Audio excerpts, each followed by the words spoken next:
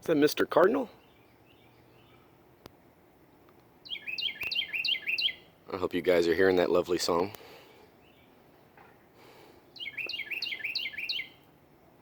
I can't see him.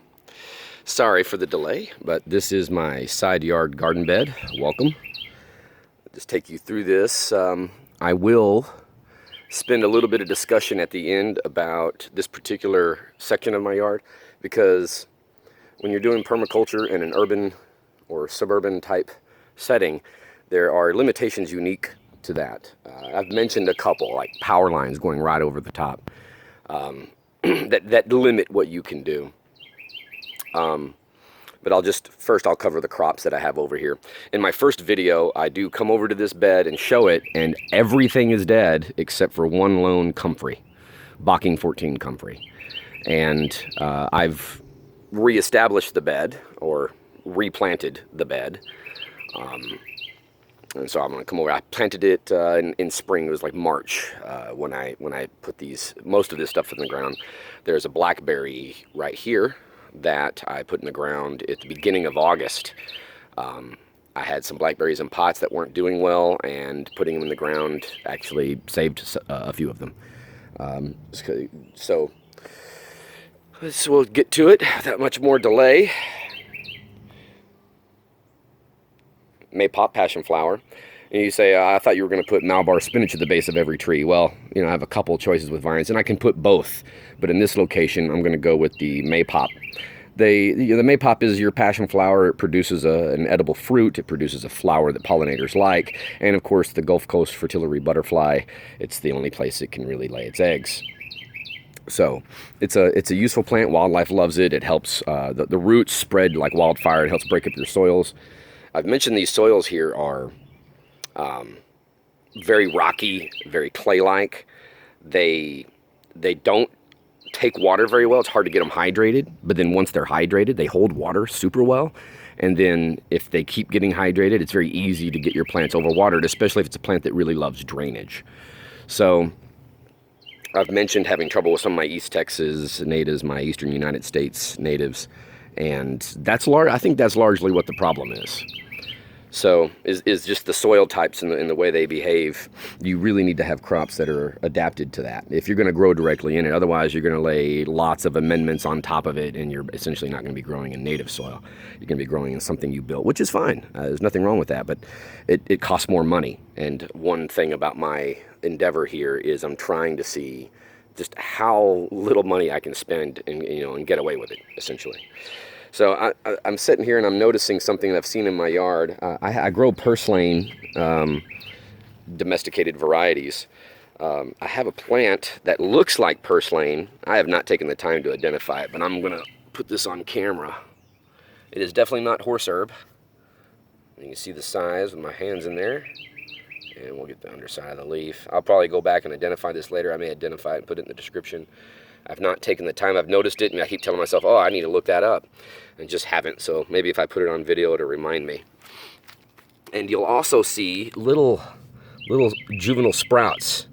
This is not a native, and it doesn't look like this when it matures. This leaf resembles mostly what the mature leaves look like. This is a dock, D-O-C-K. I want to say it's either, I think it's curly dock or broadleaf dock. It's not native, but it naturalized. It's a lot like a dandelion. And the young shoots are supposed to be edible. So if you see this in your yard, maybe give it a free pass. It's a lot like the fuzzy bean and the morning glory. You give it a free pass. But if it's interfering with your crops, you do what you have to do. But if it's not interfering, consider leaving it. It can be possibly a food source for you. And I also want to show this. I've mentioned in my pond south bed video that I have armadillos, and I largely let them do their activities. This lets you see what they do. Okay? They basically till my garden beds for me. And unless they kill something, I just let them do it. I might rake the soil back in place. I may grab a few hands of compost and throw it to fill some holes that they make. I may take the wood chips away. One downside is they'll blend these wood chips into the soil, which isn't really good. You really want the wood chips on top. You don't want them blended into the soil. That is one downside. And sometimes they do kill plants, but If you're doing permaculture, you don't want to just go out and start killing things because they're interfering. You can put up fences and things like that, but you know, before you do that, you just watch and see, is it really a problem? And after sitting here and watching this guy do his work, I've realized that he actually benefits my soil. So I largely let him go. So when you look at that first video, see everything's dead. You see that the only thing that survived was a lone comfrey. I dug that up and I propagated it all down the backside of this garden bed. Comfrey is an excellent rhizome barrier if you're trying to keep Bermuda grass out. I highly advise it. It gets to a point where it flowers, and then you can just lay it over to suppress the weeds, and then you can actually cut it if you want and lay that on top to suppress the weeds, and it just grows back, and it pulls a lot of nutrients out of the soil, and it fertilizes your yard very well. So I highly advise you use that as part of your system. It grows well here. Please don't get the one that produces seeds. It is highly invasive. Go for the Bocking 14 that's sterile, so that way you have to actually dig it up and spread the roots around yourself to actually have it spread. So anyway, I planted it all down here, and it all came up, and the drought killed all of it except for these two. And I got one here. And I'll just keep letting it grow and keep spreading it in, and every garden bed will have rhizome barriers all the way around it. I have a video I made on how I build my garden beds. I haven't published it yet because I don't think that a lot of folks would be interested in it. I have some like quick and dirty ways of doing it, and that I haven't seen in any videos, so I thought I would share it, but maybe after I'm done doing all the inventory. Okay, so we have a Chickasaw plum and a willow. I propagated this willow. I have a couple willows on the property, all growing in very inconvenient locations. So I took cuttings and I've, potted them up, let them grow, and I've planted them in more convenient locations. Why would I want willow? Well, it's where aspirin comes from, and it has natural rooting hormone in it. So if you're trying to do something like this on the cheap, you want to generate everything yourself. You don't want to have to buy rooting hormone. You don't want to have to buy soil or perlite or peat moss. So you want to generate all that yourself. If that's your goal, then that is something you're going to want, free rooting hormone, if you're doing a nursery. Or if you even have a garden, if you don't want to constantly spend money, you can propagate things yourself, so it comes in handy. And there's a close-up of that blackberry. This is the thornless blackberry. And that there is a Chickasaw. Now, you can see this constantly happens to me with the Chickasaws. Well, not constantly, maybe about 20% of the time. You see all this growth up here that I grew in a pot, and then it dies back to this. Very strange things happen, and I mentioned I think it has to do with the way the soil is in this location. It started to lose leaves because it was getting dry. So I gave it water, and I noticed that the more water I gave it, the more it loved it. I gave it loads of water, and it just started to grow back. And so then I put it on a watering cycle. I would give it water about once a week, and it seemed to like that. And then it rained one day. We got a decent amount of rain, and then it just died. Everything, at least I thought it was dead, just died back to the ground. And then it sends up a new shoot. Sometimes I've seen them just die back to the ground, and then a shoot comes up 8 feet away. So I don't know if it's just a quirk of these trees,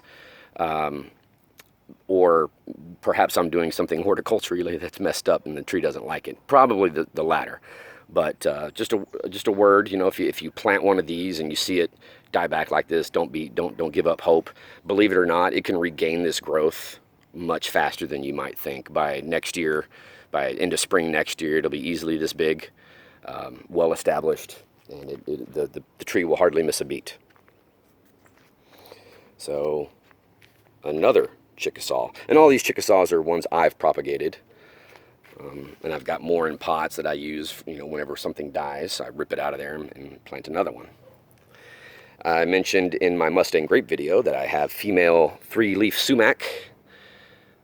Here's another one that I did from a cutting, and it's planted right next to the male. I have 2 males in the property, and this is one. He's enormous. Try to give you a height. This right there is probably about 10 foot high.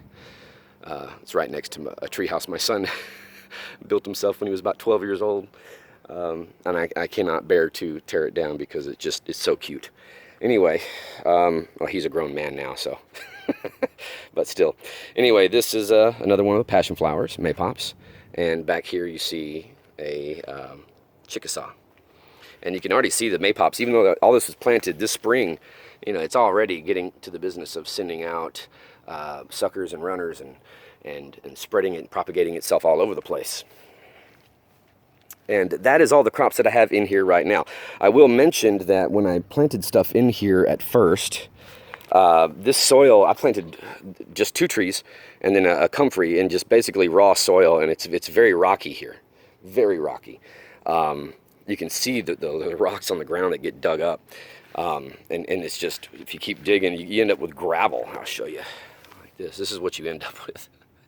So it's not optimal, like most of my yard. So what I did is, after everything died, I just used this spot as a storage place for wood chips. I had big old piles of wood chips. I mean, well, not that high, but about 5-6 foot high, and it just covered the whole base of this bed. And to give you some idea of dimensions, it's approximately 12 foot by 12 foot, this bed.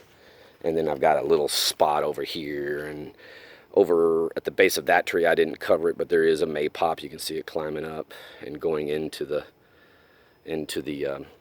sumac, the male sumac. So after piling the wood chips here, I used up all the wood chips, and I left maybe a 2 to 4 inch layer of wood chips just to keep the soil covered. You always want to keep your soil covered with green mulch or any type of mulch, wood chips, you know, what have you. And I noticed when I started planting in here and digging, having that wood chips here that whole time, this is why you don't have to till.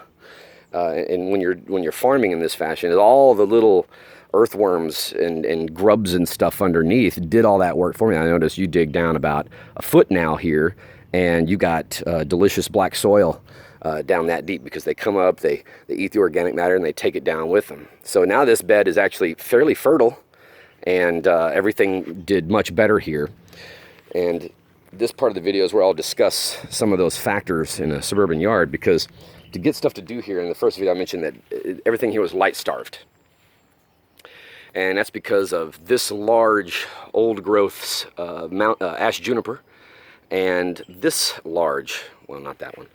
That one doesn't have a lot of foliage anymore, but this one back here, that guy, or that one actually is a female. Why is it important? Because this direction is south. So you can see some of your brightest sun is being blocked by this female plant. And in the summer, that happens at around 2 o'clock in the afternoon, right around here. So you're just not going to get any sunlight into this bed. And that tends to happen all the way until the evening. So you get sun starting around now early in the morning, you know, this is like 8 or 9 o'clock in the morning, and it stays until like 2 o'clock. So it gets enough sun for growth now. I have some canopy trees, some tall, this is Texas red oak, and we can see the trunk right there. I'll go up close and get you some look at the leaves. This is a pear, which is behind the bed that I'm covering. Just a lone Warren pear. I've got 4 pears on the property. Why do I have pears? Because I like pears. That's it. That's really the only thought that went into it. When I first started my farm, I didn't necessarily, you know, start with natives. I put stuff in that I wanted to eat, which is okay, you know. There's nothing wrong with that, I don't think. I mean, it is supposed to be something that feeds humans, so. And then the other canopy tree that I have is this one right here. This is a live oak. Because I call them canopy trees because they get, in this area, they get up to 60 foot or so tall, which is actually a tall tree for this ecoregion. I think maybe pecans are the only ones that get taller. They're the native hickory species to this area, which may be why I'm not having so much luck growing hickory from East Texas. So, you know, why didn't I just come in and knock down all these trees and have all the light and then plow it all up and put it in rows and level it all out? Well, it costs money, for one. It's, I think it's more work than is necessary to get yield. And it destroys old growth ash juniper, and there's even an endangered species that relies on the old growth ash juniper in this area. So I don't want to do that. If you want to do that, that's great. Do it, you know, fine. You know, but me, I'm trying to find a balance. So what I'm doing, and I mention it, I do some trimming on I do like a succession type. Oh yeah, I'll get this. Yes, morning glory. I do like trying to mimic natural forest succession and reducing the size of this tree. You can see these limbs. You can see I've basically, it's like in when you do bonsai, you can deadhead and cause bud back. That's exactly what I've been trying to do with this guy, and it's creating light coming down into this bed. So deadhead, and you can see that I've had some success here with bud back, which will make the tree shorter, which will allow more light in, and then I can keep the tree alive, and I don't have to feel bad about killing it. Why is that important? Well, if the tree is alive and I want to maintain its size to keep light, then I just every year, once a year, can come in and just trim the leaves and keep it at that size, and then use those leaves as free mulch, free inputs for my garden beds. If you haven't seen the benefits of using leaf mulch, I highly advise you watch a few videos on it. If you're a farmer or a gardener, it is absolutely essential to know the value of that free input. So this female tree, I'll be doing this very similar process. I'm not going to dwarf her. I'm going to let her stay mostly her size, but I will do some trimming of limbs to let maybe a little bit of light in, so we get more light as these trees grow. Because I've noticed that some native trees like pawpaws, if you're not having luck with pawpaws or hickories, when they're young in their life cycle, they actually prefer shade. So, and it makes sense when you think about how they grow natively in the wild. So consider that. Consider not knocking out all your trees immediately. And yes, it has cost me. Doing it this way, initially that first planting, I lost things because I was too conservative with removing limbs. I was keeping too many limbs, and therefore it put too much shade out, and therefore I lost crops. So, find your own balance. But I'm willing to accept these losses to try to find the balance that I'm looking for. So I did want to make a mention of it. The other thing I want to mention is in this suburban yard, a lot of people have this on your fence lines. You have an easement, usually a utility easement, and mine's no different. About 5 feet away, I have a build easement where I'm not allowed to build on this part of the fence. And then other parts of the fence, like this one that goes that way, it's a utility easement. So what does all this mean? If you put any permanent structures on those types of things, then, for instance, in the case of the utility easement, the utility company can come and completely remove anything they find there that's in their way legally, and I can't do anything about it. So that would not be a good spot to plant perennials, especially expensive perennials. I have a video on what I call the pond south bed, and I have one on my Mustang grape bed. What I don't show in the video is in between those two beds is 10 feet of easement. Utility easement, where if I plant any expensive permanent crops, perennials, it could happen where the utility company comes out and just mows them all over. Well, what do you do with that space? How can you utilize that space if you have it? If you have something like that going on in your yard, that would be an excellent spot to plow and do a traditional market garden with annuals. You look at something like radishes. You can get them to maturity in like 30 days. So if you plant out a whole crop of radishes on a section of land like that,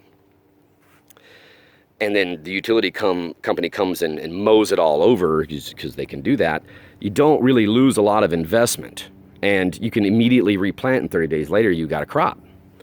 Whereas if you plant a bunch of, say, Chickasaw plums, and let's say you paid, $8 a tree for bare root, and then they've been in the ground for 3 or 4 years, that time is money, and then the utility company comes along and cuts them all down, that's going to hurt a lot more. So I do have plans to use some of these utility easements in the fashion that I described, but as I'm going through establishing the permaculture farm, I'm building my layers, and I started with my canopy layer, and then I'm moving down from there. So as you see my garden beds, like this one right here, you see that there's room probably to fit, herbaceous layers and maybe some more vines and other layers that you would have in a permaculture system, and I don't have it here. So that's why. maybe some of these limitations are why, or maybe I haven't had time to get to that layer and get it planted in this bed yet. Or, as I mentioned, maybe there's a restriction on my deed with an easement, or maybe there's a power line, so maybe I'm waiting for a crop that actually can fit in those constraints. So, and if you're going to be doing something like this, you're going to face something similar most likely. So I wanted to share that experience with you for what it's worth, and kind of a heads up to keep that in mind when you're doing something like this. And the last thing I'll mention, to my succession planting methodology, you can see it in action here. This little guy and this little guy. These are two hackberries, I believe. This is a cedar elm, actually, I think. This one I'm pointing at. Yeah, I could kill those, but again, I'm just coppicing and pollarding all of my trees. The deciduous, if they're deciduous like this, I will coppice or pollard them, and when they send up shoots, if they get too big, they start shading things out. If it's shade that I don't want, because shade is important, then I will just simply trim them back and use their limbs and leaves as mulch. So again, not removed, but actually just utilized. It's a lot of folks here in Texas, they like to do removal. They like to just plow it all over. So, just a word of caution, maybe if you do that, you might be giving up some free mulch. All right, I think that definitely covers all the crops. And just to mention how many more of these videos on an update that I'm doing, I have about 4 to 6 more garden beds. I'm probably going to combine a couple of those beds into one video. And then this series of updates will be done. And then I have some videos discussing some of the things I discussed in this video, those little details, the little things I've figured out when doing this that I might share if anybody will be interested.